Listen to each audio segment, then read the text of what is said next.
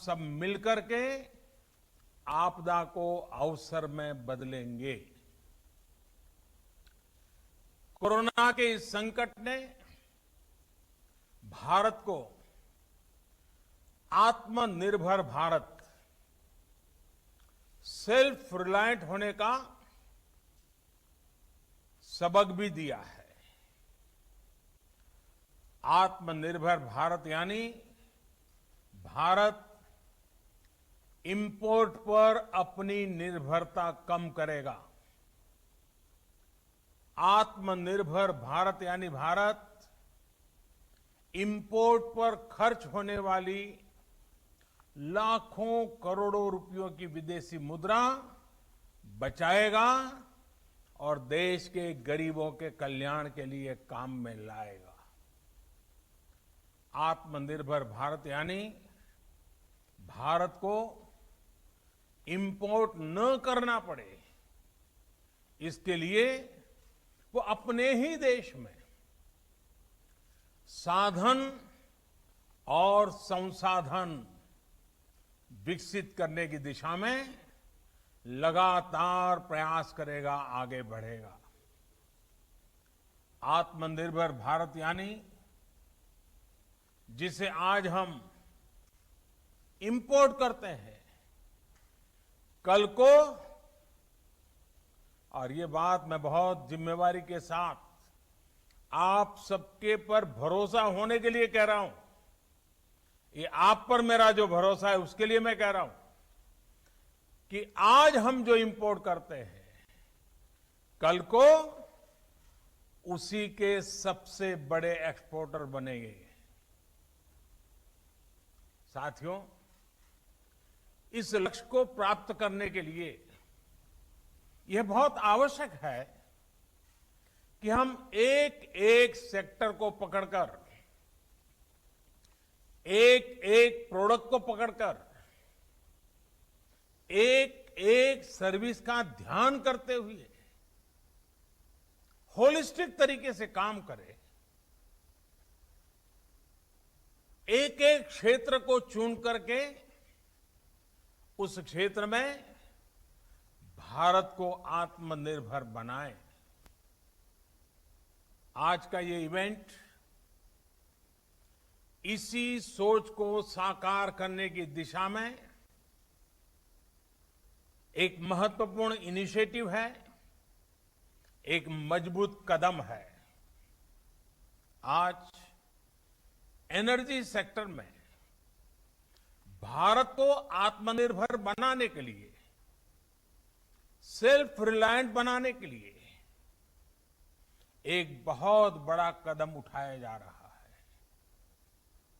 ये कार्यक्रम सिर्फ कोल माइनिंग से जुड़े एक सेक्टर से जुड़े रिफॉर्म्स को जमीन पर उतारने का ही है, ऐसा नहीं है, बल्कि ये 130 करोड़ एस्पिरेशंस को रियलाइज करने का कमिटमेंट है। ये हमारे युवा साथियों के लिए रोजगार के लाखों अवसर तैयार करने की शुरुआत है। साथियों, सेल्फ रिलायंस के संकल्प को सिद्ध करने के लिए जब पिछले महीने आत्मनिर्भर भारत अभियान की घोषणा हुई थी, तो कई लोगों को लगता था कि एक प्रकार से एक सामान्य सरकारी प्रक्रिया है, लेकिन महीने भर के भीतर ही हर घोषणा, हर रिफॉर्म्स, चाहे वो एग्रीकल्चर सेक्टर में हो, चाहे एमएसएमई के सेक्टर में हो, या फिर अब कोल और माइनिंग के सेक्टर में हो, हर क्षेत्र में एक साथ अनेक प्रकार के कदम उठाए जा रहे हैं, निर्णय किए जा रहे हैं और निर्णयों को तेजी से जमीन पर उतारने के लिए हर कोई कोशिश कर रहा है। ये दिखाता है कि भारत इस क्राइसिस को अपॉर्चुनिटी में बदलने के लिए कितना गंभीर है, कितना कमिटेड है। आज हम सिर्फ कॉमर्शियल कोल माइनिंग के लिए ऑक्शन ही लॉन्च नहीं कर रहे हैं, बल्कि कोल सेक्टर को दशकों के लॉकडाउन से भी बाहर निकाल रहे हैं। कोल सेक्टर के लॉकडाउन का क्या प्रभाव रहा है, ये मुझसे भी ज्यादा आप सब लोग बेहतर तरीके से जानते हैं। सोचिए, जो देश कोल रिजर्व के हिसाब से दुनिया का चौथा सबसे बड़ा देश हो, जो दुनिया का दूसरा सबसे बड़ा प्रोड्यूसर हो, वो देश कोल का एक्सपोर्ट नहीं कर रहा है, बल्कि हमारा देश दुनिया का दूसरा सबसे बड़ा कोल इंपोर्टर है, कोल आयात करता है। बड़ा सवाल ये है कि जब हम दुनिया के लार्जेस्ट प्रोड्यूसर हैं, एक प्रकार से लार्जेस्ट प्रोड्यूसर के जो मेन ग्रुप है, हम उसमें से एक हैं। अगर ये सच्चाई है तो हम लार्जेस्ट एक्सपोर्टर क्यों नहीं हो सकते? और ये हम सबको अपने आप को पूछना है। और यही सवाल मेरे आप सभी को और करोड़ों भारतीयों के मन में भी हमेशा उठता रहा है। साथियों, हमारे यहां दशकों से यही स्थिति चल रही थी। देश के कोल सेक्टर को कैप्टिव और नॉन कैप्टिव के जाल में उलझाकर रखा गया था। इसको कंपटीशन से बाहर रखा गया था। ट्रांसपेरेंसी की एक बहुत बड़ी समस्या बार बार सामने आई है। ईमानदारी से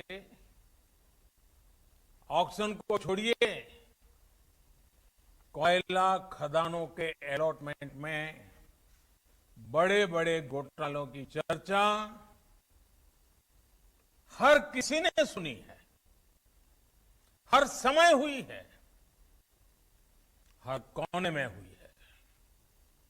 इस वजह से देश के कोर सेक्टर में इन्वेस्टमेंट भी कम होता था और उसकी एफिशिएंसी भी हमेशा सवालों के घेरे में रहती थी। कोयला निकलता किसी राज्य में था, जाता सैकड़ों किलोमीटर दूर किसी अन्य राज्य के पावर प्लांट के लिए होता था, जबकि वे राज्य के पावर प्लांट्स कोयले का इंतजार करे रह जाते थे। यानी काफी कुछ मिसमैनेज था, अस्त व्यस्त था। साथियों, साल 2014 के बाद स्थिति को बदलने के लिए एक के बाद एक कई कदम उठाए गए। जिस कोल लिंकेज की बात कोई सोच नहीं सकता था, वो हमने करके दिखाया। ऐसे कदमों के कारण कोल सेक्टर को मजबूती भी मिली। आज बड़े बड़े रिफॉर्म्स को एब्सॉर्ब करने की ताकत उसके अंदर आ रही है। अभी हाल में हमने वो रिफॉर्म्स किए जिसकी चर्चा दशकों से चल रही थी, आप लोग भी कर रहे थे, जो अपने आप को एक्सपर्ट कमेंटेटर मानते हैं वे भी कर रहे थे। अब भारत ने कोल और माइनिंग के सेक्टर में कंपटीशन के लिए, कैपिटल के लिए, पार्टिसिपेशन और टेक्नोलॉजी के लिए पूरी तरह से खोलने का बहुत बड़ा फैसला लिया है। इसका भी ध्यान रखा गया है कि जो नए प्लेयर्स, प्राइवेट प्लेयर्स माइनिंग के क्षेत्र में आए, उन्हें फाइनेंस के कारण कोई दिक्कत ना हो, उसका भी ध्यान रखा गया है ताकि नए लोगों को प्रोत्साहन मिले। साथियों, एक मजबूत माइनिंग और मिनरल सेक्टर के बिना सेल्फ रिलायंस संभव नहीं है, क्योंकि मिनरल्स और माइनिंग हमारी इकोनॉमी के इंपॉर्टेंट पिलर्स हैं।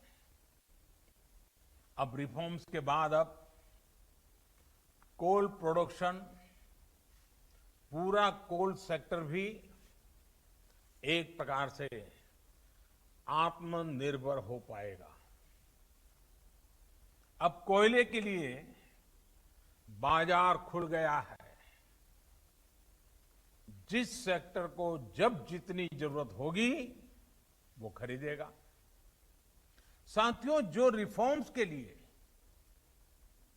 और जो रिफॉर्म्स हमने किए गए हैं, उसका लाभ सिर्फ कोल सेक्टर को ही नहीं, दूसरे अन्य सेक्टरों पर भी पड़ेगा। जब हम कोल प्रोडक्शन बढ़ाते हैं तो पावर जनरेशन बढ़ने के साथ ही स्टील, एल्यूमिनियम, फर्टिलाइजर, सीमेंट जैसे तमाम दूसरे सेक्टर्स में प्रोडक्शन और प्रोसेसिंग पर भी सकारात्मक पॉजिटिव इंपैक्ट होता है। सौभाग्य से हमारे यहां कोल, आयरन, बॉक्साइट ऐसे कई मिनरल्स के रिजर्व्स एक दूसरे के बहुत नजदीक होते हैं, बहुत आसपास ही होते हैं। एक प्रकार से परमात्मा ने ही जैसे क्लस्टर बना करके रखा हुआ है हमारे लिए। खुश है ये आसमां जमीन, हर तरफ छाए हैं हम ये, ऐसी कूल है अपनी कहानी, चिल करके जीनी जवानी, चलने दे बस दिल की मनमानी।